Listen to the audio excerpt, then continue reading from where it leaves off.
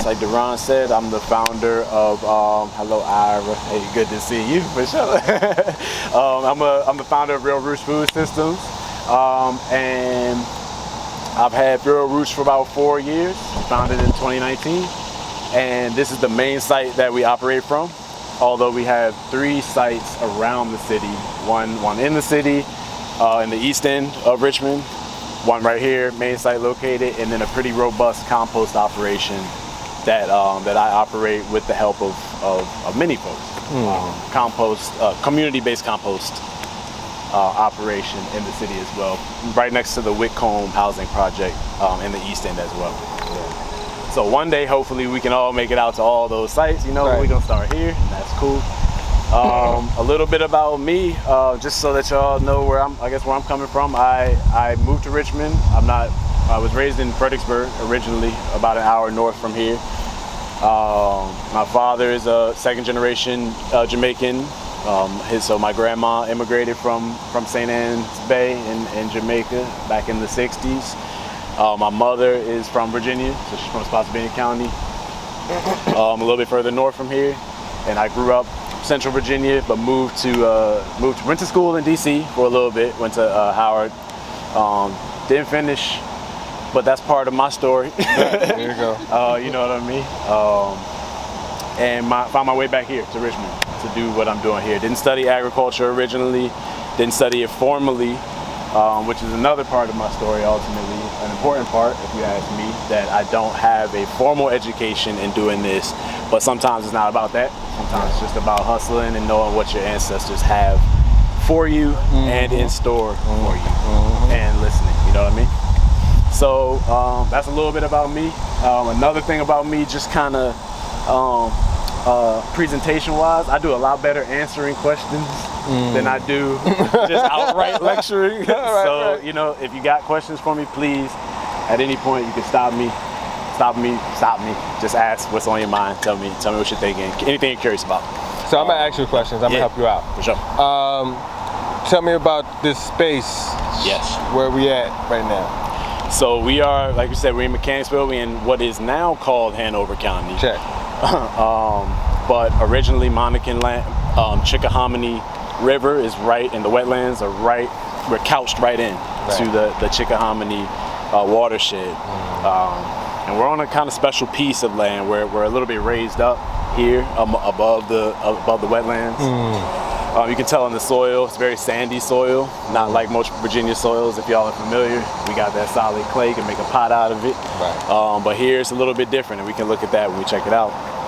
And then particularly with how we're operating on the land, it's a collaborative effort. So there are multiple farms here, multiple farm businesses. Mine is based here, Real Roots, but there's also Hazel Witch Farms, which some of y'all may be familiar with. She does medicinals. My friend Ash, she's somewhere, she's everywhere. Yeah, I think I saw her. You saw her coming over.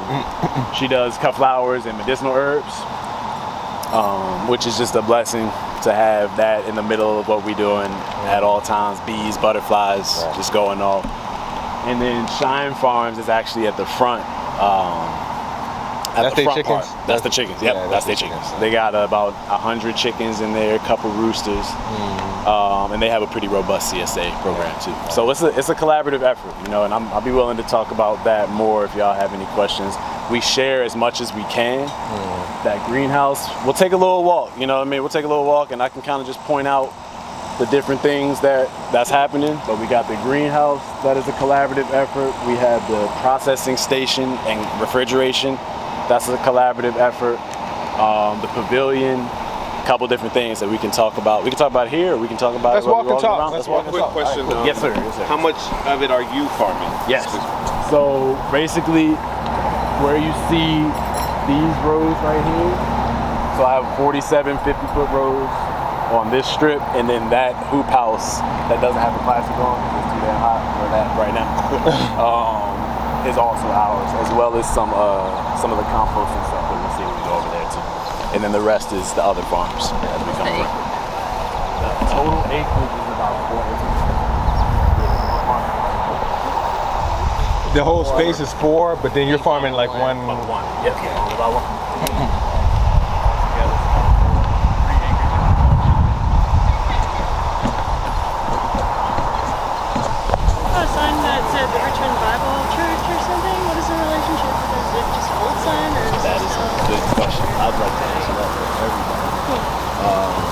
But yeah, I can hold off. I will let you know. It's that church right there, sure.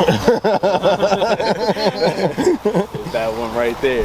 But it's a cool thing. It's a collaborative, yet another collaboration with the church. So I'll kind of tell everybody what we got with that.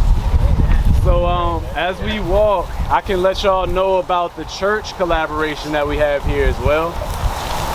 This land is technically owned by First Baptist Church on Monument Avenue. It's a really large church here in Richmond. But this church here is called Richmond Bible Church, and they rent out that building from First Baptist. That's a smaller Black Southern Baptist church that's operated out of there for almost 18 years.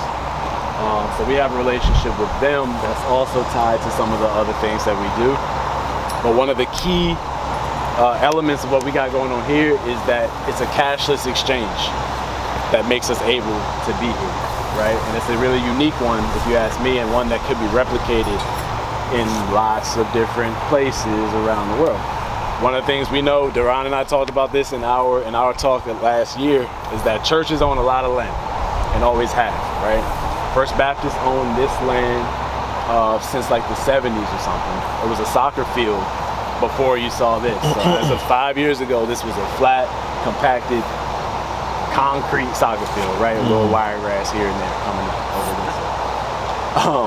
And we transformed it into this over 5 years, starting with Ash, and then Cheyenne and I came a little bit later.